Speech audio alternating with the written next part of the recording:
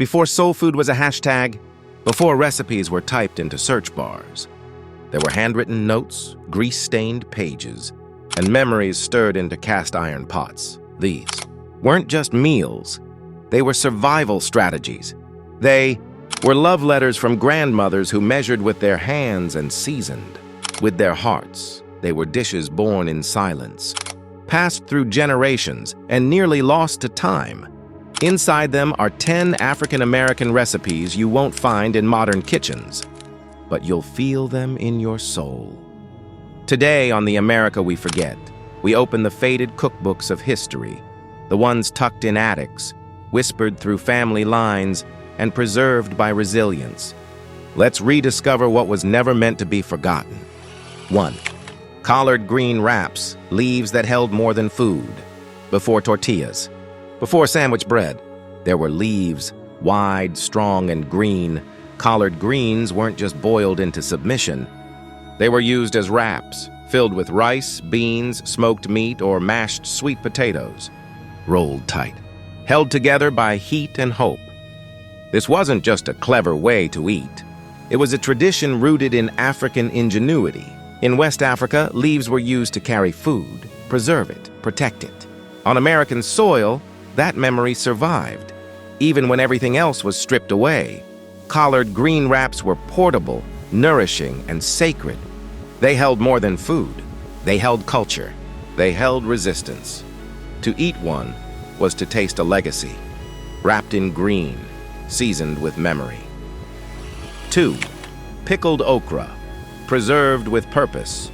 Okra didn't always land in gumbo. Sometimes it was sealed in jars, brined, spiced, and saved. Pickled okra was a preservation ritual.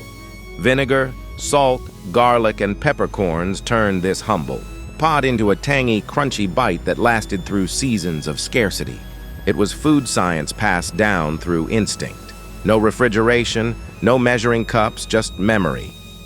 In old black kitchens, pickling wasn't just about flavor. It was about survival. It was about stretching the harvest, preparing for lean times, and honoring the land's gifts.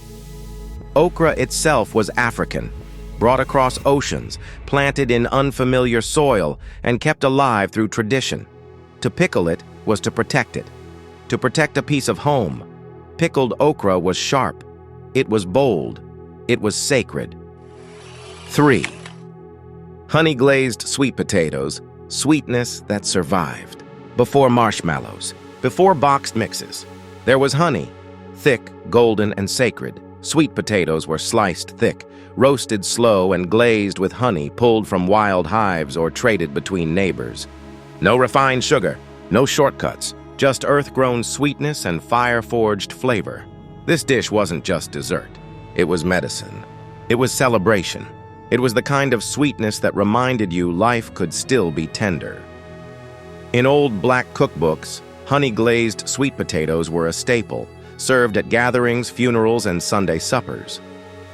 They were soft, sticky, and rich with memory. To taste them was to remember the hands that stirred the pot, the voices that sang in the kitchen, the love that survived every storm. Honey-glazed sweet potatoes weren't just food. They were legacy, caramelized. 4. Smoked turkey neck beans, flavor forged in patience. They didn't have stock cubes. They didn't have bouillon. They had bones, smoked, seasoned, and sacred. Smoked turkey necks were dropped into pots of dried beans, black-eyed peas, butter beans, or pintos. The meat was tough, the bones were stubborn, but the flavor? It was deep. It was smoky. It was unforgettable. This dish took hours. It wasn't rushed. It was stirred slowly, simmered low, and served hot, often with cornbread on the side and gratitude in the heart. In old black cookbooks, smoked turkey neck beans weren't just a recipe. They were a ritual, a way to stretch a meal, feed a family, and honor the art of making something out of almost nothing. To eat it was to taste time, to taste care, to taste a legacy that refused to be bland. 5. Brown stew chicken, spice that spoke without words. It didn't come from a bottle. It came from memory, from hands that knew how to layer flavor like a hymn. Brown stew chicken was marinated in garlic, Thyme, scallions, and Scotch bonnet heat, then seared until the skin darkened and simmered in a gravy so rich it clung to the bone. It was bold. It was tender. It was a dish that demanded time and gave back soul. This wasn't just cooking. It was storytelling. A Caribbean echo in southern kitchens, carried by enslaved Africans and preserved by their descendants. In old black cookbooks, brown stew chicken was a centerpiece, served at gatherings, honored at tables, remembered in every bite. To taste it was to feel the rhythm of survival, to know that spice could speak when voices were silenced. It was heat. It was heritage. It was sacred. 6. Pecan Pie Bars, sweetness that stuck to the soul. They didn't always have pie tins, but they had flavor. They had fire. They had hands that knew how to turn sugar and nuts into something unforgettable. Pecan pie bars were the shortcut to celebration, pressed into pans, sliced into squares, and served at church socials, family reunions, and Sunday suppers. Sticky, buttery, and rich with roasted pecans, they were a dessert that didn't ask for perfection, just presence. In old black cookbooks, this recipe was tucked between cornbread and cobbler. It wasn't fancy. It was familiar. It was the kind of sweetness that made you close your eyes and hum. Pecans were gathered, traded, or gifted. Sugar was stretched. And every bite carried the joy of making something beautiful from what little you had. To eat a pecan pie bar was to taste celebration, to taste community, to taste a sacred kind of sweetness. 7. Sweet potato casserole with marshmallows, a toast to tradition. It wasn't just a side dish. It was a centerpiece. Golden sweet potatoes mashed smooth, seasoned with cinnamon, nutmeg, and a whisper of vanilla. Then crowned with marshmallows, toasted until golden, soft, and melting into memory. This dish didn't come from wealth. It came from warmth, from kitchens where dessert and dinner blurred together, and sweetness was a form of love. In old black cookbooks, sweet potato casserole was a holiday staple, served at Thanksgiving, Christmas, and any Sunday that felt like a celebration. It was a dish that said, "We made it through," that honored the harvest, that turned humble roots into something divine. Marshmallows were a luxury, saved, stretched, and placed with care. Each one a little cloud of joy. To eat this casserole was to taste comfort, to taste survival dressed in sweetness, to taste a tradition that toasted the past and fed the future. 8. Okra Fritters, crisp from the roots. Okra didn't just thicken stews. It danced in hot oil, chopped, battered, and fried into golden bites of joy.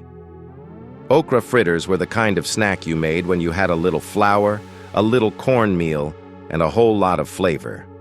Crispy on the outside, tender inside, with that signature okra silk binding it all together, served hot, sometimes with a splash of vinegar or a pinch of cayenne.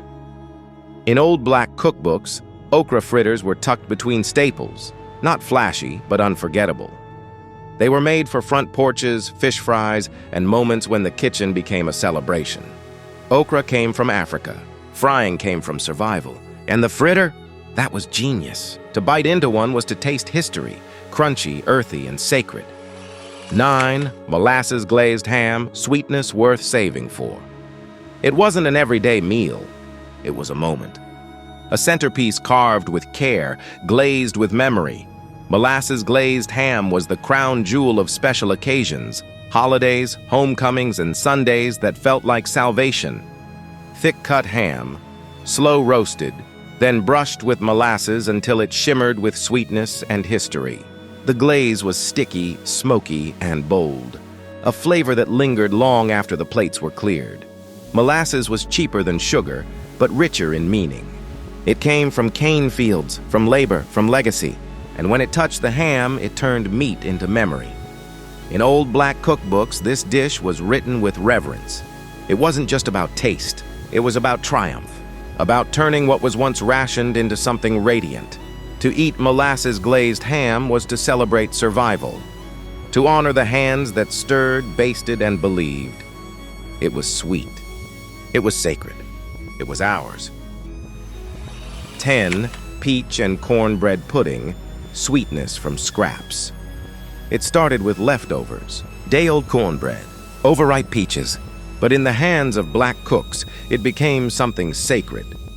Peach and cornbread pudding was a dessert born from ingenuity.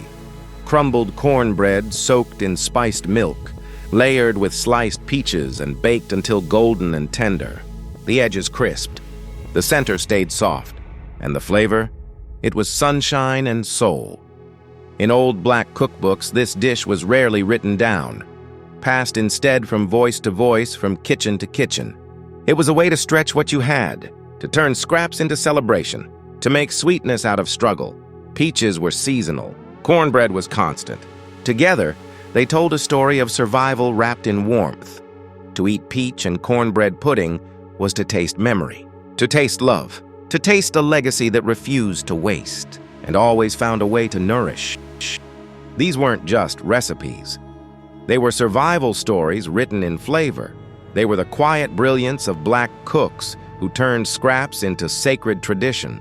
From cornbread pudding to pickled okra, every dish carried more than taste. It carried memory. It carried resistance. It carried love. So the next time you sit down to eat, remember, some of the richest flavors come from the deepest roots. And some of the most powerful history is still simmering in the pot. If this video stirred something in you, like it to honor the legacy. Share it to keep these recipes alive. Subscribe to the America We Forget, where every dish tells a story worth remembering. Until next time, may your table be full, and your memory even fuller.